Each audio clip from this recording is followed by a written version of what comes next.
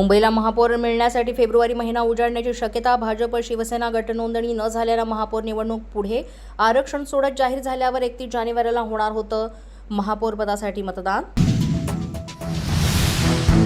कल्याण डोंबिवलीतील राजकारण पाहून शिसारी आली. आधी लवचिक भूमिका घेणाऱ्या राज ठाकरेंची उद्विग्नता. 20 वर्षात उद्धव आणि मला खूप काही उमगलं. बाळासाहेबांच्या जन्मशताब्दी वर्षाच्या कार्यक्रमात बोलून दाखवली खदगत.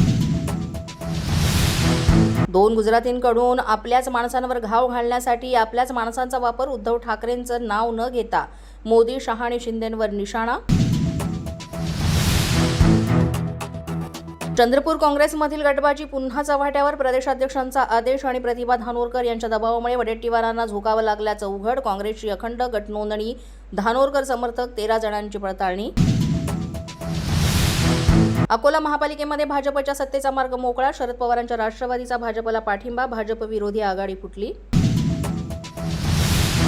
मीरा भाईंदर मनपात भाजप सत्ते. शिंदे काँग्रेस विरोधी बाकावर आणि शहर विकास आघाडी स्थापन केल्यामुळे विरोधी पक्षनेते पदाचा मार्ग मोकळा.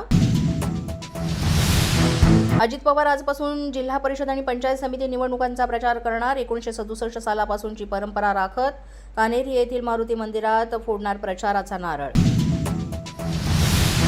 नांदेडमध्ये श्री गुरु तेग बहादूर साहेबजी यांच्या 350व्या समागम वर्षानिमित्त हिंद की चादर या सोहळ्याला आजपासून सुरुवात. दिवसभर विविध धार्मिक कार्यक्रमांची रेलचेल. पंजाबचे मुख्यमंत्री भगवंत मान यांच्या उपस्थितीत होणार कार्यक्रम.